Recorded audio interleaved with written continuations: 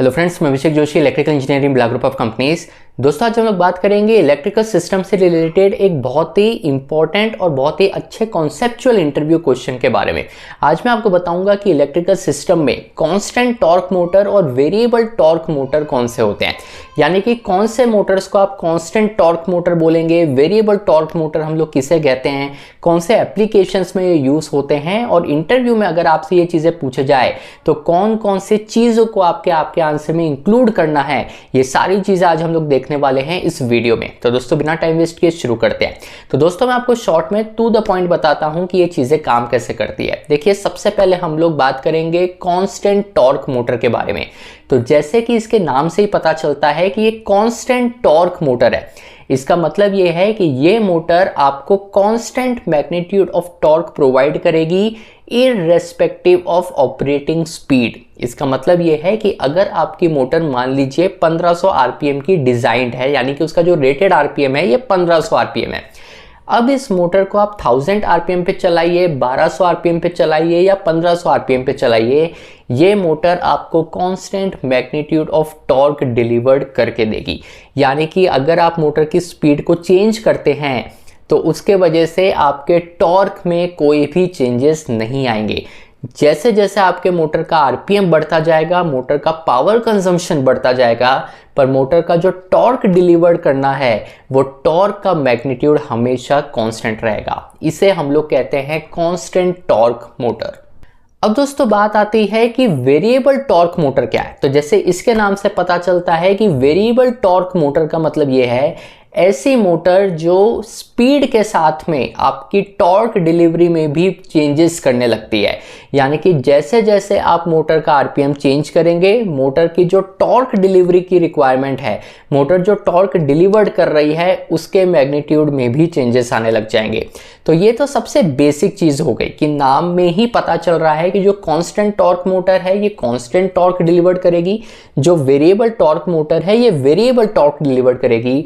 ध्यान देने वाली बात है कि इसको हम लोग इन रेफरेंस टू स्पीड लेंगे, यानी कि स्पीड के रेफरेंस में हम लोग ये देखेंगे कि टॉर्क चेंज हो रहा है कि नहीं हो रहा है। जो कांस्टेंट टॉर्क मोटर है वो स्पीड आप कितनी भी चेंज कर दीजिए, टॉर्क कांस्टेंट रहेगा, इसलिए वो कांस्टेंट टॉर्क मोटर है। जो वेरिएबल टॉर्क मोटर है उसमें स्पीड आप जैसे जैसे वेरी करेंगे टॉर्क भी वेरी होता जाएगा, इसीलिए वो वेरिएबल टॉर्क मोटर है। अब यहां दोस्तों, सबसे इंपॉर्टेंट क्वेश्चन ये अराइज होता है कि अगर आप ये कह रहे हैं कि एक कांस्टेंट टॉर्क मोटर होती है और एक वेरिएबल टॉर्क मोटर होती है, तो मेरे पास जो मोटर रखी है ये कांस्टेंट टॉर्क है कि वेरिएबल टॉर्क है, ये मुझे कैसे पता चलेगा। हम लोग जब इलेक्ट्रिकल वर्कशॉप में जाते हैं तो वहां तो बहुत सारी मोटर्स रहती है। 7.5 किलोवाट की मोटर है, 15 किलोवाट की मोटर है, 30 किलोवाट की मोटर है, पर उसके नेम प्लेट पर तो कहीं भी ये लिखा हुआ नहीं था कि ये कांस्टेंट टॉर्क मोटर है कि ये वेरिएबल टॉर्क मोटर है। इंटरव्यू में ही आपसे अगर ये पूछ लें कि आप ये कैसे आइडेंटिफाई करेंगे कि कौन सी मोटर कांस्टेंट टॉर्क है और कौन सी वेरिएबल टॉर्क है, तो आप क्या जवाब देंगे। इंटरव्यू में अगर आपसे ये पूछ लें कि ये तो चलो आपने डेफिनेशन तो बहुत अच्छे से बता दी, स्पीड के रेफरेंस में हमें ये देखना है, ये भी आपने बहुत अच्छे से बता दिया, पर इनकी एप्लीकेशंस क्या है, कौन से एप्लीकेशन में कांस्टेंट टॉर्क मोटर लगाते हैं, कौन से एप्लीकेशन में वेरिएबल टॉर्क मोटर लगाते हैं, तो आप क्या जवाब देंगे। तो देखिए, इस पूरे क्वेश्चन का, इस पूरे इंटरव्यू क्वेश्चन का कैच ही यही है कि मोटर वेरिएबल टॉर्क या कांस्टेंट टॉर्क की नहीं होती।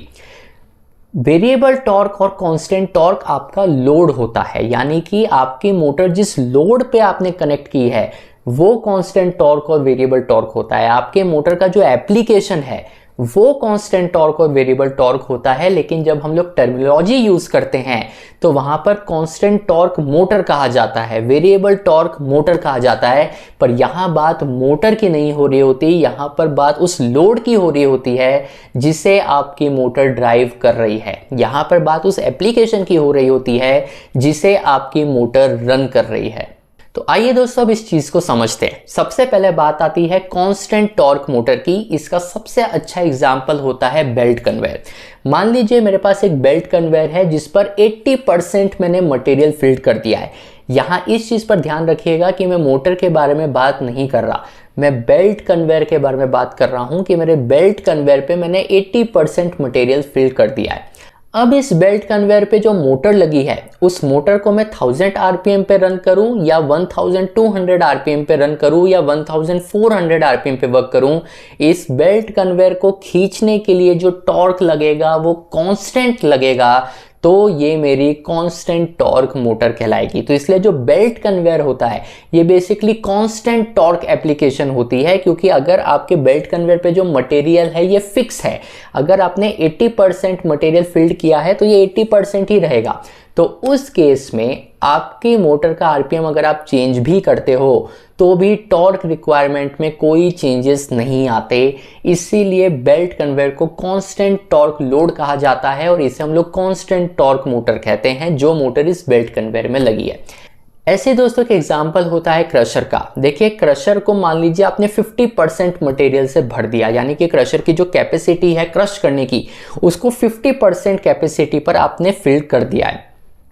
अब इस क्रशर के आरपीएम को आप ज़्यादा रखिए या आरपीएम आप कम रखिए, मटेरियल को क्रश करने के लिए जिस टॉर्क की रिक्वायरमेंट होगी वो क्रशर के लिए कांस्टेंट होगी। इसीलिए जो क्रशर होता है ये भी एक कांस्टेंट टॉर्क एप्लीकेशन कहलाता है और इस क्रशर में आप जो मोटर यूज़ कर रहे हैं उसे आप कांस्टेंट टॉर्क मोटर कहेंगे।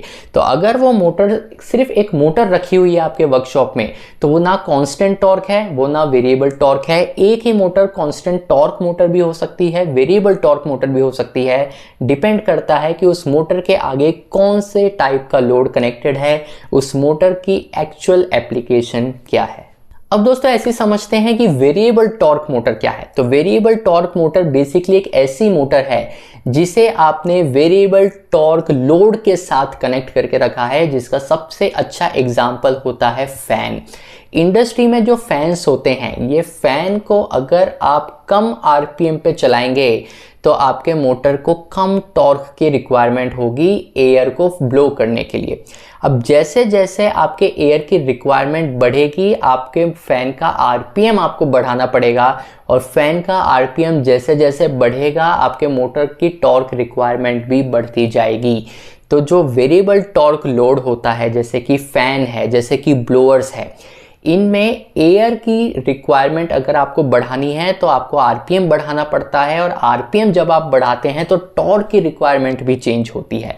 इसीलिए इसको वेरिएबल टॉर्क लोड कहा जाता है, वेरिएबल टॉर्क एप्लीकेशन कहा जाता है। और जो मोटर आपके फैन एप्लीकेशन में लग रही है, ब्लोअर एप्लीकेशन में लग रही है, उसको हम लोग वेरिएबल टॉर्क मोटर कहते हैं। तो दोस्तों अगर इंटरव्यू में आपसे ये पूछें कि कांस्टेंट टॉर्क मोटर और वेरिएबल टॉर्क मोटर क्या होती है या कैसे पता चलेगा कौन सी मोटर वेरिएबल टॉर्क मोटर है, तो इस चीज़ को ध्यान में रखिएगा कि यहाँ पर बात मोटर की नहीं हो रही है, यहाँ पर बात मोटर के सामने जो लोड कनेक्ट कर रखा है, जो एप्लीकेशन कनेक्ट है, उसके बारे में वो लोग आपसे क्वेश्चंस कर रहे हैं। ये बहुत ही अच्छा कॉन्सेप्चुअल क्वेश्चन है क्योंकि इसमें बात हम लोग बोलते मोटर हैं लेकिन बात मोटर की नहीं हो रही होती। ये वीडियो अगर आपको पसंद आया हो, इसी तरीके के कॉन्सेप्चुअल क्वेश्चंस आपके माइंड में हो तो मुझे कमेंट बॉक्स में बिल्कुल लिखिएगा।